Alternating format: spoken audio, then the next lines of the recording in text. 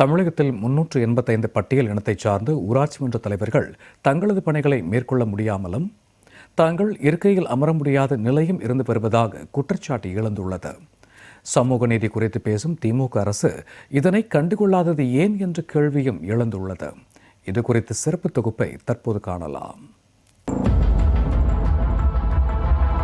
திமுக பேரூராட்சிக்கே ஜாதி விட்டு அவங்க சொன்னாலே கேட்க மாட்டேங்கலாம். மையமா வைத்து மட்டும்தான் அவங்க மேல அதுவும் தான் பணபலமும் தான் ரெண்டும். மாநில அரசு தான் சரி பண்ணோம். சமூக நீதி துறை என்று ஒரு துறை இருக்கு. அந்த துறைகள் அதனுடைய பணிகளை மேற்கொள்ளலைங்கிறது ரொம்ப பளிச்சுன்னு பகிரங்கமா தெரியத்தானே செய்யும். திருநெல்வேலி மாவட்டம் மணிமுத்தாறு திமுக சிறப்பு நிலை பேரூராட்சியில் தலைவராக பதவி வகித்து வருபவர் அந்தோணியம்மாள். இவர் பட்டியல் இனத்தைச் சேர்ந்தவர் என்பதால் தன்னுடைய பணிகளை மேற்கொள்ள முடியாத சூழ்நிலை உள்ளதாக பரபரப்பு குற்றம் சாட்டியுள்ளார். 2.5 ஆண்டுகளாக தொடர்ந்து தனது பணிகளை மேற்கொள்ள முடியாமலும் கூட்டம் நடத்த முடியாமலும் இருந்து வருவதாக தனது வேதனையை பகிர்ந்துள்ளார். இதனால் மணிமுத்தாறு பகுதியில் அரசு திட்டங்கள் தடைபட்டு வருவதாகவும் குற்றம் சாட்டியுள்ளார். நிறைய கூட்டம் நடத்த விடாம தான் பண்ணியிருக்காங்க. அப்பப்போ மீட்டிங்க்கு வருவாங்க, வந்தால் உள்ள ஆஃபீஸே வர மாட்டாங்க. அங்கே ஏதாவது நின்றுக்கிட்டு ரொம்ப தூரத்தில் நின்றுட்டு மீட்டிங் போட்டுட்டு 11 மணிக்கு மீட்டிங் போட்டால் 12:30 வருவாங்க. உள்ளே வந்தோடனே நாங்கள் அந்த மீட்டிங் நடத்தலை, நம்பிக்கையில்லா தீர்மானம் அப்படின்னு சொல்லுவாங்க. வேறு அடுத்து உடனே திருப்பி கொஞ்சம் சரி பண்ணி அவங்கள ஏதாவது சொல்லி எப்படி வருவாங்கன்னே தெரியாது, அவங்களா முடிவு பண்ணிக்கிடுவாங்க. வருவாங்க போவாங்க. 2.5 வருஷம் இதே தான் நடந்துகிட்ருக்கு. அப்பப்போ யாராவது ஃபோனு அது இதுன்னு மிரட்டலும் டார்ச்சரும் பண்ண தான் செய்வாங்க. நம்ம சரி நமக்கு இவ்வளோ ஒரு நல்ல பதவி கிடச்சிருக்கு, நம்ம தேயிலை தோட்ட தொழிலாளி, அப்போ நம்ம ஒரு மாதிரி இது பண்ணோம், நம்மளை அந்த மரியாதை குறைவாயிருமேன்னு சொல்லிட்டு எந்த பிரச்சனை இருந்தாலும் நான் அதெல்லாம் பெருசாக எடுத்துக்கிடாமல் இவ்வளோ நாள் கஷ்டத்தின் மத்தியிலும் இவ்வளோ நாள் கடந்து வந்துட்டேன். இப்போ அவங்க எப்படியாவது பதவியை விட்டு நீக்கணும் அப்படின்னு சொல்லி ரொம்ப முயற்சி எடுத்து அங்கேயும் நம்பிக்கையில்லா தீர்மானத்தை கொண்டு அடைகிறாங்க. இது குறித்து பேசிய திமுக கூட்டணி கட்சியான மார்க்சிஸ்ட் கம்யூனிஸ்ட் கட்சியின் தீண்டாமை ஒழிப்பு முன்னணியின் மாநில செயலாளர் சாமுவேல் ராஜ், சமூக நீதியை பற்றி பேசும் திமுக அரசு மணிமுத்தாறு சிறப்பு நிலை பேரூராட்சி தலைவருக்கு சமூக நீதியை நிலைநாட்ட மறுத்து வருவதாக குற்றம் சாட்டியுள்ளார். பேரூராட்சியில் உள்ள பெரும்பாலான திமுக கவுன்சிலர்கள் பேரூராட்சி தலைவி அந்தோணியம்மாளை ராஜினாமா செய்ய வற்புறுத்தி வருவதாகவும் சாதிய ரீதியில் அவருக்கு இடையூறுகள் அளித்து வருவதாகவும் குற்றம் சாட்டிய சாமுவேல் ராஜ், பேரூராட்சி கூட்டம் நடைபெறாமல் உள்ள நிலையில் திமுக அரசு இதுவரை நடவடிக்கை எடுக்காதது ஏன் என்றும் கேள்வி எழுப்பியுள்ளார். பேரூராட்சியினுடைய பொறுப்பில் இருக்கிறவங்கள பல்வேறு கட்சியை சார்ந்தவங்க இருக்காங்க.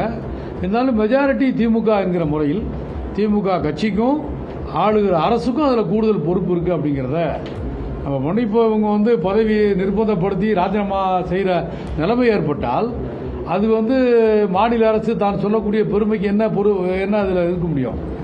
ஆகவே அவங்க ராஜினாமா செய்யாமல் இருக்கிற ஏற்பாடை செய்யணும். நிர்பந்தத்தை ஏற்படுத்தி நீயா ராஜினாமா பண்ணுன்ற மாதிரியான அவங்க சொல்கிறாங்க. இல்லைனா நம்பிக்கையில்லா தீர்மானம் முறையில் ரெண்டுமே தவறு தான். நம்பிக்கையில்லா தீர்மானத்துக்கு பின்னால் இருக்கக்கூடிய ஒரு சாதிய பின்புலத்தை மாவட்ட ஆட்சித்தலைவர் உணரணும், ஆளுகிற அரசு உணரணும் என்பதை நாங்கள் பட்டியலினத்தைச் சேர்ந்த மணிமுத்தாறு திமுக பேரூராட்சி தலைவி அந்தோணியம்மாளுக்கு இழைக்கப்படும் சாதிய ரீதியான பிரச்சினை குறித்து அம்பாசமுத்திரம் டிஎஸ்பியிடம் புகார் அளித்தும் இதுவரை நடவடிக்கை எடுக்கப்படவில்லை என கூறப்படுகிறது. இதுபோன்ற நிலைமை தமிழகத்தில் உள்ள பல்வேறு உள்ளாட்சி பேரூராட்சிகளிலும் நிலவுவதாக, அவர்கள் தங்களுக்கென உரிமைகள் கிடைக்காமல் தவித்து வருவதாகவும் குற்றம் சாட்டியுள்ள சாமுவேல் ராஜ், பட்டியலினத்தைச் சேர்ந்த தலைவர்கள் செயல்பட முடியாத நிலைதான் தமிழகத்தில் இன்னும் உள்ளதாக வேதனை தெரிவித்துள்ளார்.